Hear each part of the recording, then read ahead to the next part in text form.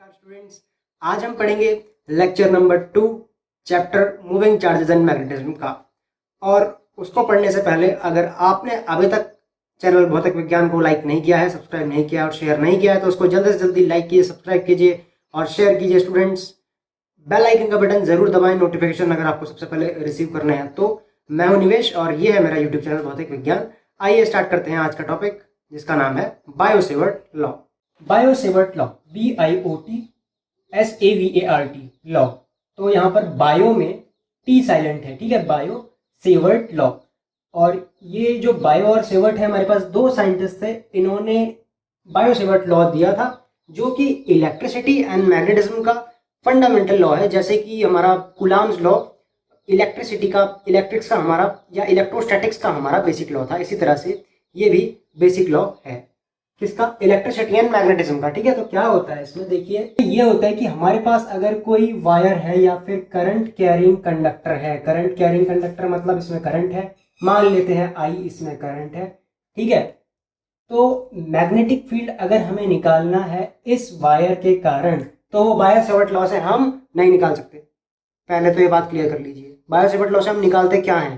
Confusion होता है कभी कभी सबको कि हम मैग्नेटिक फील्ड निकालते हैं इस वायर की वजह से, ऐसा नहीं होता है। हम किसी एलिमेंट्री पोर्शन को कंसीडर करते हैं, जो स्मॉल पोर्शन होता है हमारा बहुत, उसको डीएल हम नाम दे देते हैं। जब भी आप कोई स्मॉल चीज कंसीडर करते हैं तो उसके आगे आप स्मॉल डी लगाते हैं, तो लेंथ जो है वो छोटी है तो डीएल हम उसको कहते हैं, ठीक है, ये डीएल लेंथ है। इसके कारण किसी पॉइंट पर जो इलेक्ट्रिक फील्ड हमारा, सॉरी मैग्नेटिक फील्ड जो हमारा बनेगा इस एलिमेंट्री पोर्शन के कारण हमारा यहाँ पर इस पॉइंट को हम नाम दे देते हैं पी।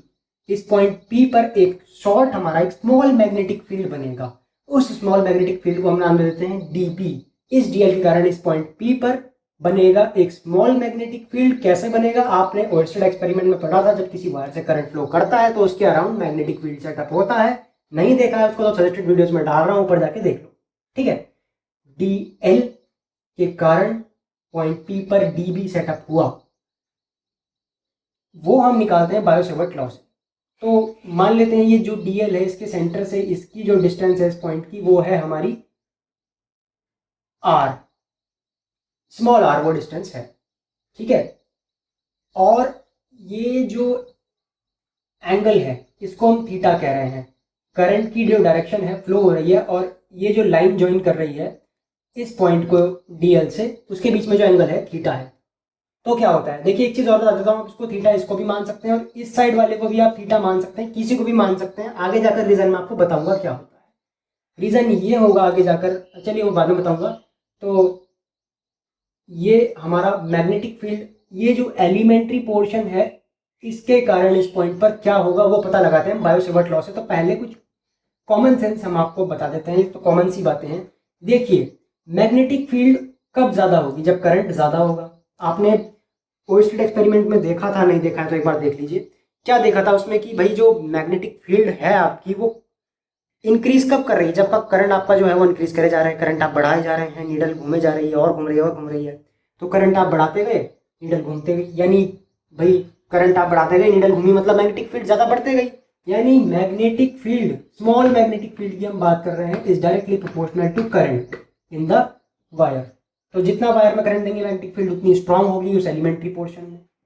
सेकंड क्या होगा, ये जो डीबी है, स्मॉल मैग्नेटिक फील्ड है, डायरेक्टली प्रोपोर्शनल किसके होगा या इनवर्सली प्रोपोर्शनल किसके होगा? देखिए ये जो डीएल है इसके डायरेक्टली होगा इनवर्सली होगा, बताता हूँ।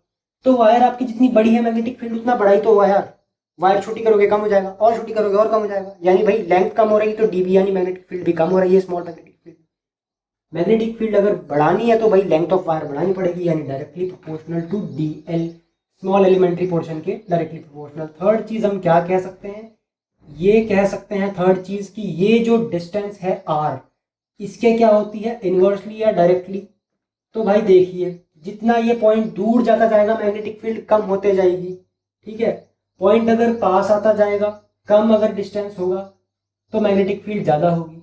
यानी स्मॉल मैग्नेटिक फील्ड ज्यादा कब होगी? जब ये डिस्टेंस छोटा होगा। ज्यादा कब होगी?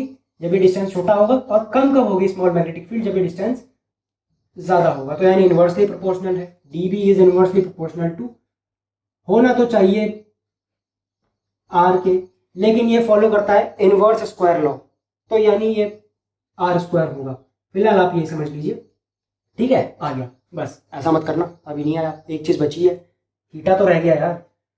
फोर्थ है, जो मैग्नेटिक फील्ड हमारी स्मॉल प्रोड्यूस होती है इस वायर में करंट के कारण, वो ये जो थीटा है इसके डायरेक्टली प्रोपोर्शनल होती है इनवर्सली, ना इसके इनवर्सली होती है ना इसके डायरेक्टली होती है। इसका जो साइन है, साइन ऑफ दिस एंगल यानी साइन थीटा, इसके डायरेक्टली प्रोपोर्शनल होती है। जितना ये एंगल कम होगा उतनी डीबी की वैल्यू कम होगी, जितना एंगल बड़ा होगा उतनी वैल्यू डीबी की ज्यादा होगी। वो साइन पर डिपेंड करेगा। अब देखिए, साइन 0 छोटा होता है, साइन 90, साइन 0 0 होता है, साइन 90 1 होता है, तो डेफिनेटली एंगल के साथ साथ ये वैल्यू बढ़ेगी। अब देखिए, मैंने आपको बताया था कि साइन में जो थीटा है, ये थीटा आप इसको मान लीजिए चाहे इस साइड को मान लीजिए, बात बराबर होनी है। क्यों होनी है मैं बताऊं आपको, क्योंकि sine 180 minus theta is equal to sine theta. यानी अगर आप ये एंगल 65 डिग्री है तो 180 माइनस 65 कितना होगा, देखो भाई, 10 में से 5 गए 5, 7 में से 6 गया, एक बचेगा 115, तो 115 डिग्री यानी साइन इसकी वैल्यू साइन 115 डिग्री और साइन 65 की वैल्यू बराबर होगी। तो चाहे इसको थीटा मान लो चाहे इसको थीटा मान लो, साइन 180 माइनस थीटा, ये एंगल 180, ये थीटा है तो ये 180 माइनस थीटा तो होगा, तो इन दोनों की जो वैल्यूज है वो बराबर होगी, तो इसको थीटा मान लो इसको थीटा मान लो, बात बराबर हो जानी है। ठीक है, डस्टर लेने दीजिए जरा। इसलिए कहते हैं कि थीटा इसको मान लो या इसको मान लो, बात बराबर होती है। On combining first second third and fourth हमको क्या मिलेगा, D B is directly proportional to I, is directly proportional to D L, is directly proportional to sin theta, is inversely proportional to r square। ये देखिए, ideal sin theta r square, ideal gas equation. ऐसा नहीं है भाई ideal मुझे दिखा तो, जब मैं 12th में था मैं इसको ऐसे ही याद रखता था, आइडियल गैस इक्वेशन से आई और डीएल, उसके बाद sin theta upon r square, तो ऐसे ही याद रख लेते थे आइडियल। तो देखिए, आप नहीं बोलना यार इसको आइडियल गैस इक्वेशन में, मैं पागल हूँ थोड़ा सा। तो क्या करना है आपको, ये जो प्रोपोर्शनलिटी का साइन है इसको जब आप हटाते हैं, आपको पता है हमारे यहाँ एक रिवाज है कि इसको अगर आप हटाएंगे तो एक प्रोपोर्शनलिटी कांस्टेंट आता है, उसको हम कह देते हैं यहाँ पर वो के है, k I D L sine theta by R square. ठीक है, अब ये जो के होता है इसकी वैल्यू होती है फॉर एयर और वैक्यूम, VACUUM ठीक है। वैक्यूम की स्पेलिंग कुछ लोग सोचते हैं VACCUM होती है, तो वैक्यूम की स्पेलिंग यहाँ पर मैंने लिखी है VACWM फॉर एयर और वैक्यूम। ये जो के होता है इसकी वैल्यू होती है म्यू नॉट अपॉन 4 पाई, और ये जो म्यू नॉट अपॉन 4 पाई होती है इसकी वैल्यू होती है 10⁻⁻7 टेस्ला एम्पियर इनवर्स मीटर। अब ये कैसे आई, ये ऐसे आई कि के की आपको यूनिट निकालनी है, तो के को इधर रहने दीजिए, बाकी सबको इधर ले जा लीजिए। के इज इक्वल टू हो जाएगा, क्या हो जाएगा बताइए, R square D B I DL sine theta. ठीक है, अब ये जो आर है, आर की क्या होती है बताइए, मीटर होती है, तो मीटर स्क्वायर हो जाएगी।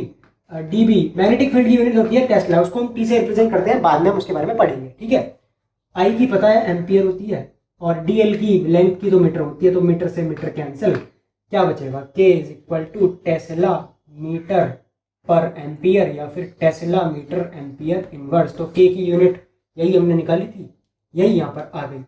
और क्या कहते हैं, ये जो के होता है इज इक्वल टू होता है म्यू नॉट अपॉन 4 पाई। इस म्यू नॉट को हम कहते हैं एब्सोल्यूट परमिटिविटी, नहीं कहेंगे परमिएबिलिटी। ठीक है, किसकी, ऑफ, जैसे एप्सिलॉन नॉट फ्री स्पेस होता था, ये भी फ्री स्पेस और वैक्यूम।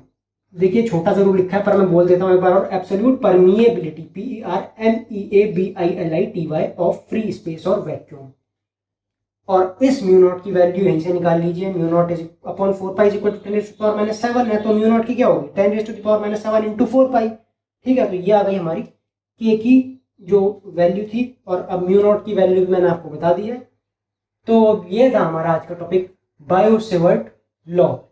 देखिए ये बेसिक लॉ था इलेक्ट्रिसिटी एंड मैग्नेटिज्म का, इसलिए इसको समझना जरूरी था। और मैं मानता हुआ ये चलता हूँ कि आपको ये लॉ समझ में आया होगा। लॉ समझ में आया हो तो वीडियो को लाइक कीजिएगा। अच्छा समझ में आना है आपको और टॉपिक्स को भी समझना है तो चैनल को सब्सक्राइब भी कर दीजिएगा।